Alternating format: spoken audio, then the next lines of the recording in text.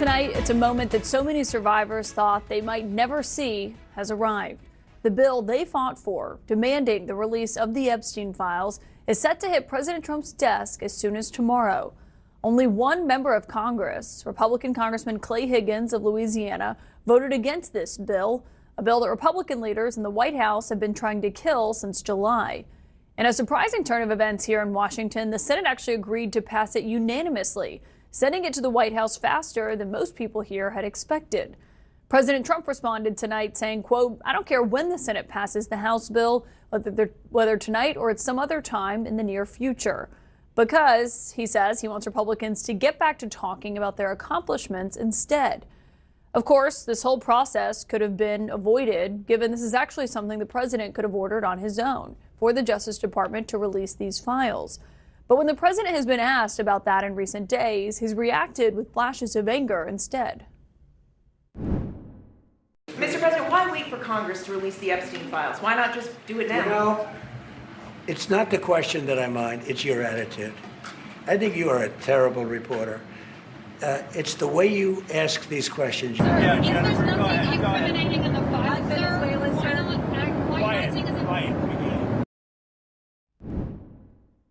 That's really what he said to that reporter who was asking him about the Jeffrey Epstein files.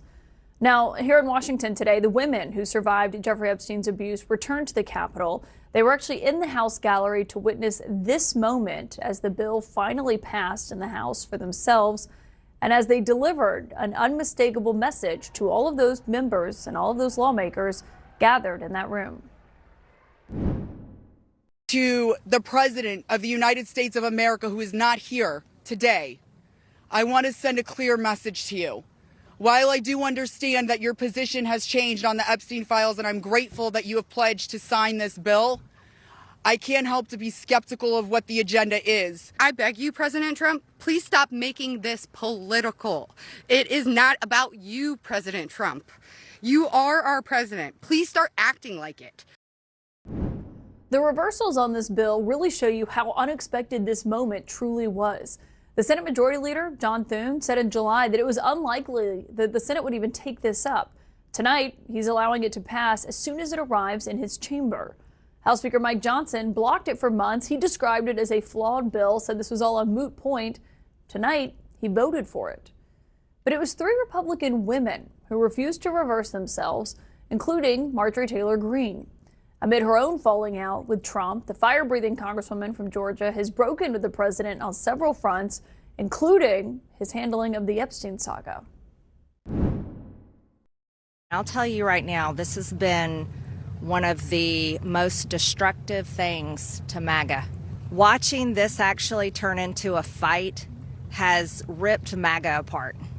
And the only thing that will speak to the powerful, courageous women behind me is when action is actually taken to release these files, and the American people won't tolerate any other bullshit.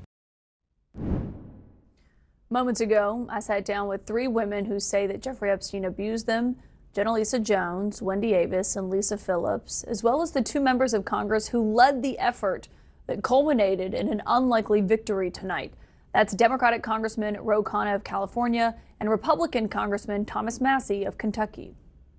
I want to thank you all for being here. Most importantly, Lisa, Wendy, and Jenalisa, especially after your powerful comments this morning. And thank you for that. Congressman, it's great to have you both again back here. I don't think the last time we spoke that we thought we'd be here in this moment on the verge of having the president sign this and it becoming law here in Washington. Things accelerated quickly.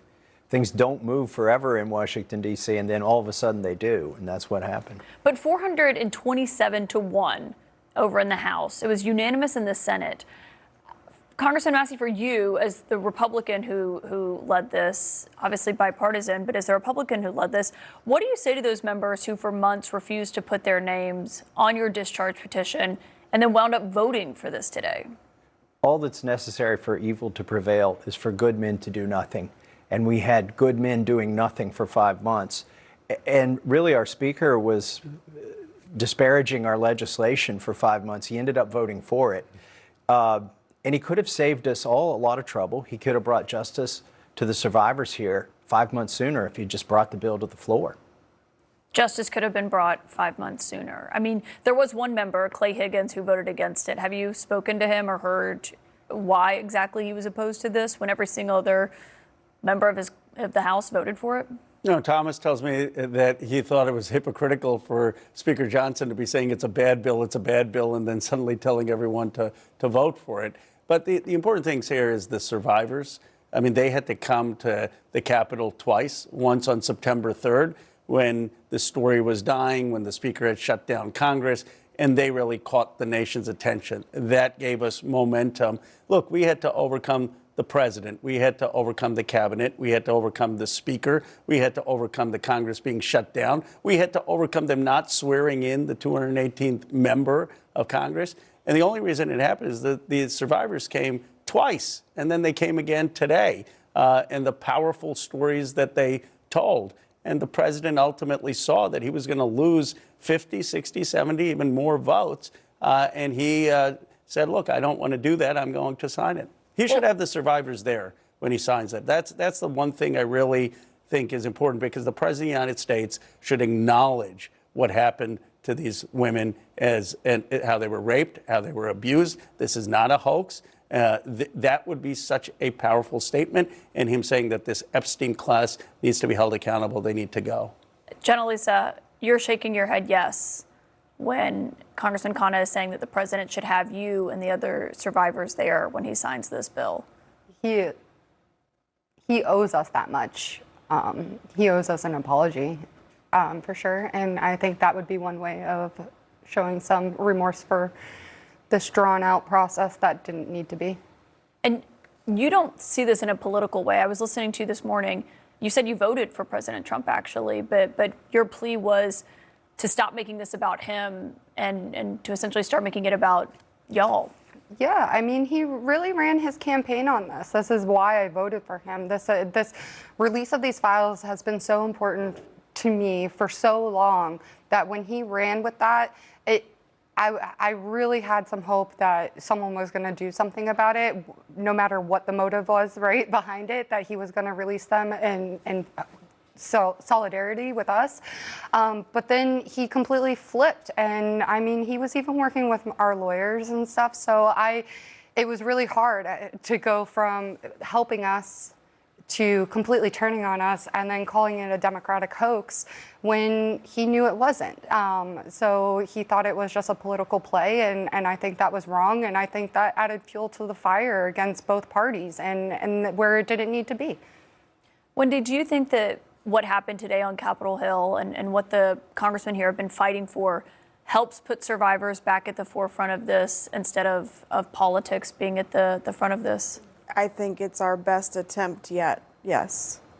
And we are trying. I think today shows us that we are being seen and we're being heard. And if we can keep that momentum, then I think that's, yes. Lisa, how are you feeling? You've obviously been very outspoken about this and talked about how important this transparency is for you as well. Do you feel like you're on the verge of finally getting that transparency? I actually do feel that way. I started speaking out just because I wanted to stand up for other survivors that have gone through the same pain that we have, but couldn't find their voice. So I was trying to have the courage and the bravery to stand up there to have that voice for them. And just like Wendy said, just feeling validated, feeling seen, feeling heard. That's what we really wanted, was to stand up there and say, this happened to us, but what are we going to do now? And it's been a few months. It's been tough. It's not easy to speak out about something of this magnitude. It just really isn't. But we feel good about it now. We've been really just excited all together when we got the news. Well, and a big question is what happens now. Obviously, people really didn't expect this to go through the Senate as easily as it did, passed with unanimous consent as the plan. President Trump said he'll sign it already. Do you have concerns, Congressman, that the Justice Department's investigations that he's ordered into the Democrats who were named in these emails last week could be used as a justification for not releasing everything that the DOJ has? Well, first of all, what's going to happen next? The legislation gives the executive branch only 30 days to produce these files. And if they redact anything, they've got 15 days to explain and justify any redactions. So we drafted this legislation so that if it did pass, things would be on a fast track. And it is true that if they start investigations in one sort of silo of area of these Epstein files, they could block or delay. It won't delay it forever, but they could delay releasing those files there. But here's the thing, there are 1,000 victims and there are so many perpetrators. They can't open enough cases to block all of the Epstein files and to protect all of these perpetrators. So even if they do these, what seem to be partisan investigations, that's another thing that bothers me about the announcement the president made is he named Democrats and things that he was going to investigate. These survivors are not partisan. They don't belong to one party, and the perpetrators aren't either. And so this shouldn't be about political divide. So I hope that that was sort of a bluff, and I hope that the DOJ will release all the files. But even if they start investigations, they don't have enough investigators to block all the Epstein files. Do you think it's a bluff? Well, here's the good news when he signs the bill. He no longer is responsible. I mean, if he was trying to protect friends or donors, he could just say, look, my hands are tied. I have nothing to do with it. The Congress has passed this law. I'm not doing anything. And it's actually justice career officials who have to release the files. And they are going to be subject to a criminal prosecution or contempt of Congress if they don't, whether it's Trump or a future administration. So that's why this law is so powerful. And it actually can, if there was pressure on Donald Trump from his friends or donors or others, he can just say, look, my hands are tied. It's the Congress that's acted. So I do think it's going to lead to a release of a lot of the files. Given how much the president tried to fight this, as he's on the verge of signing it, do you think he deserves credit for this tonight? Well, people ask me, did he damage his image by what he did this week? I think he actually improved his image by what he did this week, and he has the potential to do that even more. He could invite the survivors to the White House for the signing. He could listen to their stories, and he could even preemptively release documents well before that 30-day deadline. So I do think when he told the MAGA base, you're no longer my supporters if you still want these documents released, he damaged himself. But he mended that a little bit this week. Jenna, Lisa, how do you see that? Because one thing that the House Speaker Mike Johnson was saying was actually that they were worried that this bill would create more victims if it passed as it is written now, because other people will be named. They believe people may be falsely smeared as a result of this coming out.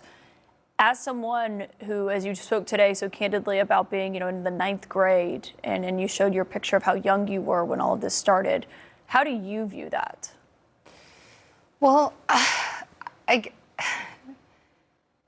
don't know. Like, these politic things are so, I really don't know. I just want these, I think this is the right way to go about it. I don't think anything wrong with it.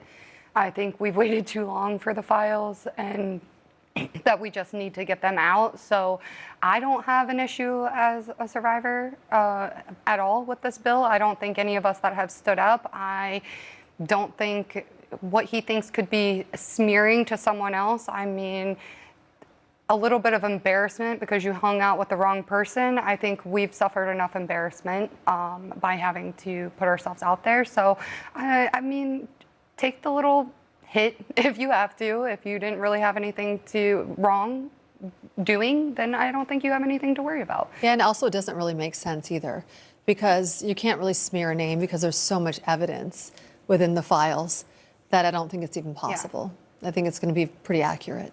And as far as adding new victims or creating new victims, if the bill or the process is followed like I believe or interpret, then that investigation will be done and it'll be determined whether that is a real victim or not. And then that victim can pursue legal actions or not. That, we can't force somebody to hold, nobody came to me and said, you have to go against Epstein, you have to.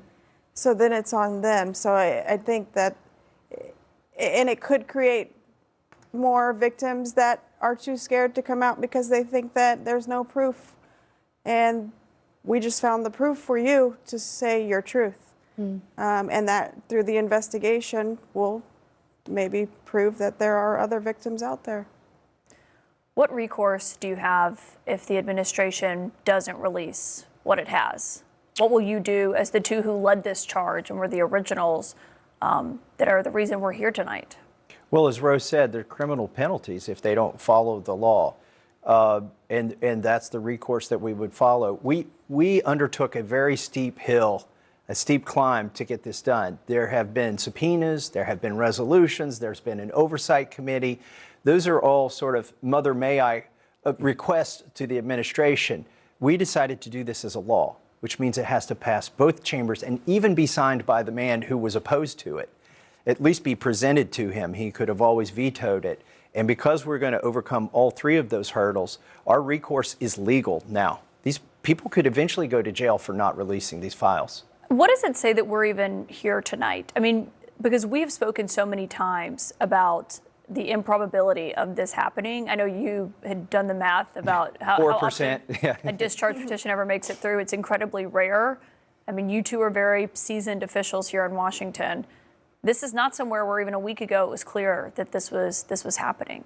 I didn't think it was going to happen. But you know what? The survivors are showing us the way forward, not just on Epstein, but maybe for this country. They took an enormous risk. I mean, the people in those files are extremely wealthy. They're powerful. They're obviously ruthless. They're vindictive. These survivors have been abused before, and they're going on national television and telling their stories, knowing that those files are going to be released, and these people may have incredibly vindictive motives afterwards. And they did it as human beings, and they did something that has brought not just Thomas and I, who had a friendship together, but people like Nancy Mace and Marjorie Taylor Greene and Lauren Boebert. I would never have dreamed I would be working with them. And what they're showing is that if we start to approach things with courage and humanity, then we can actually get things done in this country in a way that the Congress has not been able to do for many, many years. Jenna Lisa, is that how you felt as you were there today sharing your story and you know, showing pictures, which I thought was really powerful that a lot of you did today, of when you were a victim of Jeffrey Epstein's and became a survivor, of just how young you were, to remind people of that, the impact of that? This is the first time I feel like that we've all are on a united front of like what is happening and that we want justice in the right direction. It was so important to share that photo of us when we were younger, because I think when people see us on camera and who we are now, that they forget that that's who we were then when it actually happened. And now I'm sitting here 20-something years later, and I have a kid the same age that I was in that photo. And I think that is the tone that people need to remember is we're not just up here fighting for ourselves, we're fighting for other survivors. And these powerful people are still doing these things. Don't think that they're not. They are. They think they're untouchable, and they'll do what they have to do to continue their horrific crimes. And we see that. Wendy and Lisa, do you feel like you're getting justice now in this moment? In this very moment, yes, but it's fast fleeting. I know it felt really good today, right? Yeah. We sat with the Women's Caucus, Democratic Caucus, and the Republicans together. Yeah, that was a really, really powerful moment because it has felt for a lot of this process that the Republican Party has been very quiet. Mm-hmm. Very few have had the guts to stand loud and proud on this situation.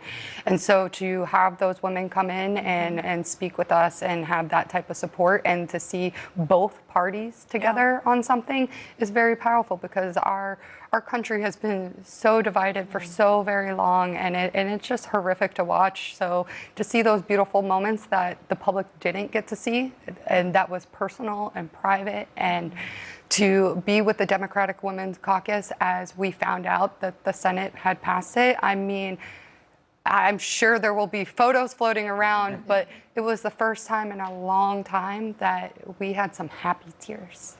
not Yeah, we were such all sad. together. Yeah, and we were all together. It couldn't have been more a beautiful moment, truly. That was validation for us. Yeah. That was the moment that we that we felt might seen just and have heard. this, right?